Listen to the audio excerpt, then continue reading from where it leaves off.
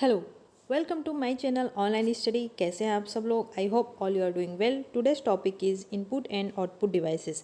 आज की इस वीडियो में हम लोग input devices and output devices किसे कहते हैं और कौन कौन से इनपुट डिवाइस होते हैं और कौन कौन से डिवाइस आउटपुट डिवाइस होते हैं उनके बारे में जानेंगे। चलिए शुरू करते हैं। सबसे पहले ये जान लेते हैं कि इनपुट डिवाइसेस क्या होती हैं और आउटपुट डिवाइसेस क्या होते हैं। इनपुट डिवाइसेस वे डिवाइसेस होते हैं जिनके द्वारा हम लोग कंप्यूटर को डाटा या फिर कोई इंस्ट्रक्शंस देते हैं। वे डिवाइस इनपुट डिवाइसेस कहलाती हैं। और आउटपुट डिवाइस क्या होते हैं? आउटपुट डिवाइसेस वे डिवाइसेस होती हैं जिन डिवाइसेस पे हम लोग रिजल्ट देखते हैं। मीन्स एग्जाम्पल के लिए ले लेते हैं, कीबोर्ड से हमने कंप्यूटर को कोई डेटा या इंस्ट्रक्शंस दिए, उस इनपुट पे वर्क किया, सीपीयू प्रोसेस किया। प्रोसेस करने के बाद जो भी रिजल्ट आया, वह रिजल्ट जिस भी डिवाइस में दिखता है वह डिवाइस क्या कहलाता है? आउटपुट डिवाइस कहलाता है। तो अब ये देख लेते हैं कि कौन कौन से इनपुट डिवाइसेस होती हैं और कौन कौन सी आउटपुट डिवाइसेस होती हैं। तो इनपुट डिवाइसेस कौन कौन सी होती हैं सबसे पहले ये देख लेते हैं। Keyboard, mouse, joystick, microphone, scanner, webcam, light pen, barcode reader, biometric sensor, optical mark reader, smart card reader, optical character reader, speech recognisation system, magnetic ink character recogniser. ये सब इनपुट डिवाइसेस हैं। और आउटपुट डिवाइसेस हैं monitor, headphone, speaker, projector, printer and plotter. ठीक है, इनके बारे में हम लोग एक एक करके डिटेल से जानेंगे कि ये कैसे काम करती हैं और क्या हैं। सो फर्स्ट है माउस। माउस एक इनपुट डिवाइस है। इसका उपयोग हम लोग क्या करने के लिए करते हैं? सो माउस का उपयोग हम लोग डेटा को पॉइंट करने के लिए करते हैं। और माउस का आविष्कार, माउस इन्वेंट कब हुआ था? तो माउस इन्वेंट हुआ था 1977 में। किसके द्वारा? डगलस सी इंजेट वर्ल्ड के द्वारा। ठीक है, माउस का उपयोग हम लोग कर्सर को और माउस पॉइंटर को कंट्रोल करने के लिए करते हैं। अगर हम लोग माउस को राइट साइड में लेकर जाएंगे तो कर्सर मॉनिटर के स्क्रीन पर राइट साइड जाएगा। अगर माउस को हम लोग लेफ़्ट साइड लेकर जाएंगे तो कर्सर मॉनिटर के स्क्रीन में लेफ़्ट साइड जाएगा। ठीक है, जिस भी साइड हम लोग माउस को लेकर जाते हैं कर्सर उसी साइड पे मूव करता है स्क्रीन पे। ठीक है, और इसका उपयोग हम लोग किसी भी ऑप्शन को चूज़ करने के लिए भी करते हैं। तो माउस कितने टाइप्स के होते हैं? माउस 3 टाइप्स के होते हैं। एक होता है वायरलेस माउस, एक होता है मैकेनिकल माउस और एक होता है ऑप्टिकल माउस। ठीक है, अब माउस के फंक्शंस देख लेते हैं। माउस कैसे फंक्शन करता है, कैसे वर्क करता है। तो सबसे पहले जान लेते हैं कि माउस के कितने पार्ट होते हैं। सो माउस के 3 पार्ट होते हैं। माउस के 3 पार्ट्स होते हैं। एक left button, right button and scroll wheel. ठीक है, माउस में कितने बटन होते हैं? 2 बटन्स होते हैं, left button and right button. और एक होता है स्क्रॉल व्हील।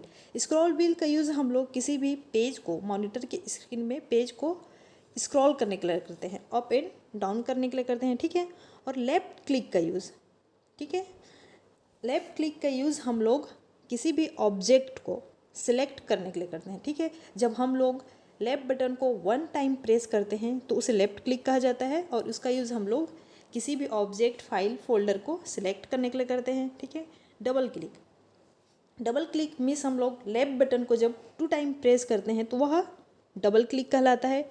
डबल क्लिक का यूज़ हम लोग किसी भी ऑब्जेक्ट, फाइल को एग्जीक्यूट करने के लिए करते हैं। जैसे हम लोग किसी भी ऑब्जेक्ट पे 2 टाइम लेफ्ट क्लिक को प्रेस करते हैं तो वह ऑब्जेक्ट ओपन हो जाता है और उसके अंदर जितने भी कंटेंट्स होते हैं उसे हम लोग उस कंटेंट को देख सकते हैं। ठीक है, देन राइट क्लिक का यूज़ हम लोग किसी भी ऑब्जेक्ट के ऑप्शंस को देखने के लिए करते हैं। जैसे हम लोग किसी ऑब्जेक्ट पे जाकर राइट क्लिक करते हैं तो उस ऑब्जेक्ट पे जितने भी ऑप्शंस वाला जो लिस्ट होता है वो ओपन हो जाता है।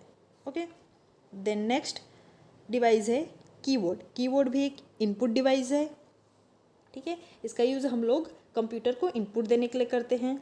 और कीबोर्ड किस पे आधारित होता है? QWERTY पे।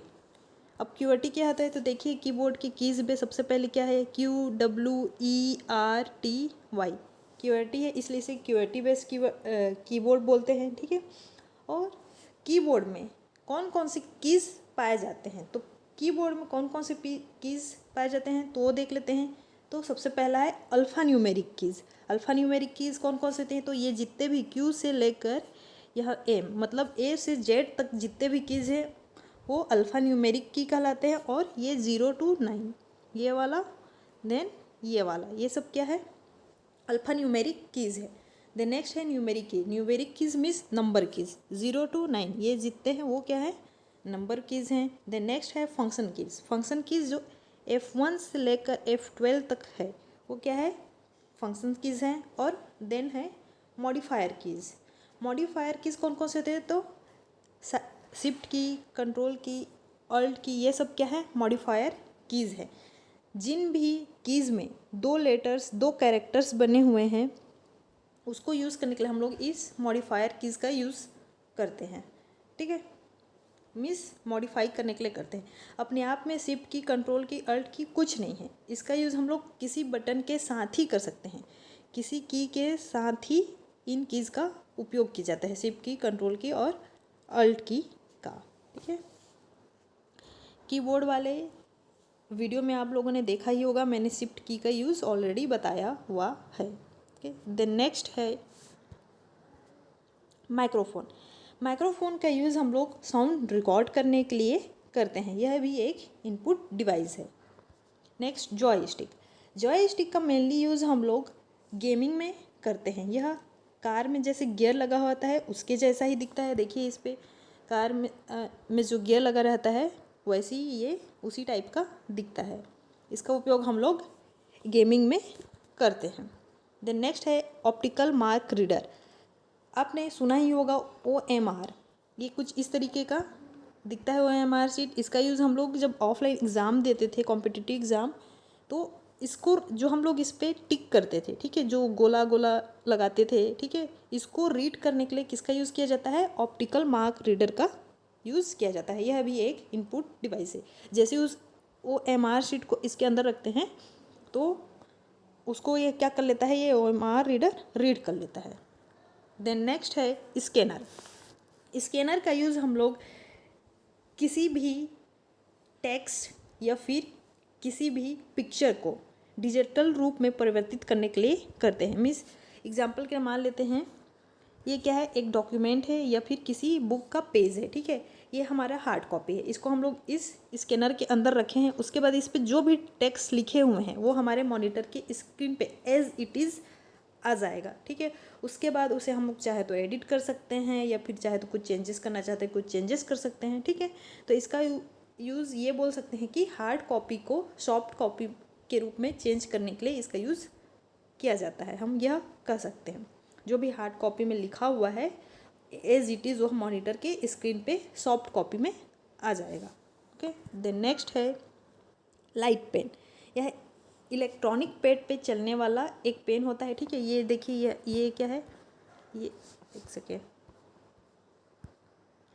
ये जो नीचे में आपको दिख रहा है ये क्या है, इलेक्ट्रॉनिक पैड है, या फिर इसे एक बोल सकते हैं डिजिटाइज़र। ठीक है, इसके ऊपर हम लोग इस पेन से, लाइट पेन से जो भी चीज़ लिखते हैं वह हमारे मॉनिटर के स्क्रीन पे आ जाता है। ठीक है, तो लाइट पेन का यूज़ हम लोग क्या करने का करते हैं, कंप्यूटर के स्क्रीन, जो भी हम लोग लाइट पेन से इस डिजिटाइज़र पे लिखते हैं वह कंप्यूटर के स्क्रीन पे दिखता है। ठीक है, इसका मेन यूज़ हम लोग ड्रॉ करने के लिए करते हैं या फिर साइन करने के लिए करते हैं।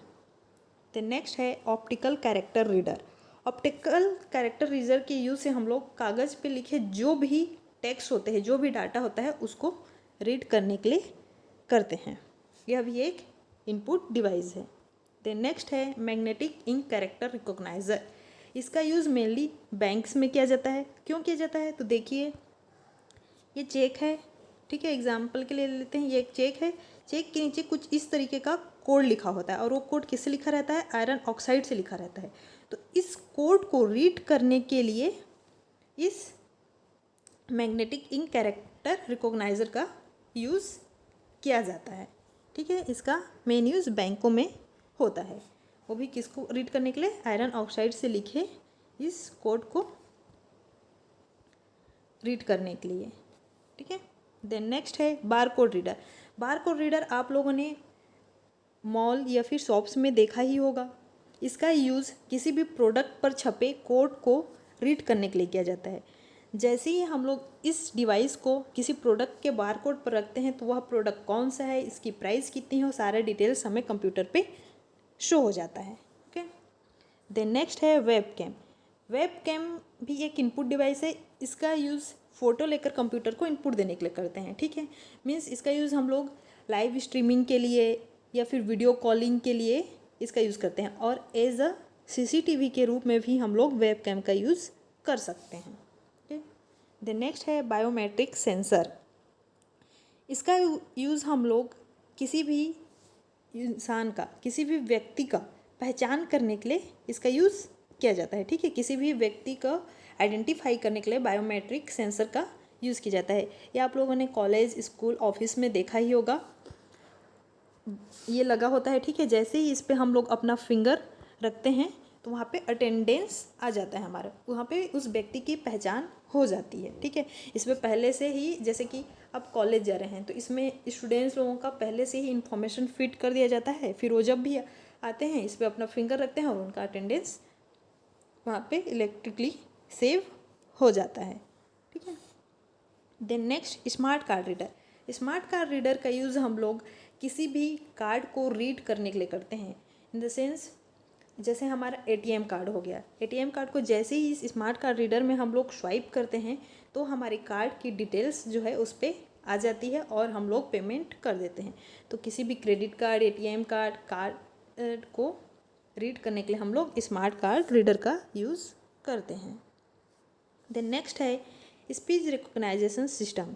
इसका यूज़ हम लोग कंप्यूटर को बोलकर इनपुट देने के लिए करते हैं। ठीक है, जैसे ही हम लोग बोलते हैं तो कंप्यूटर जो है उसको, उस आवाज़ को इनपुट के तौर पर ले लेता है। ठीक है, तो इसका यूज़ हम लोग कंप्यूटर को इनपुट देने के लिए बोलकर किया जाता है।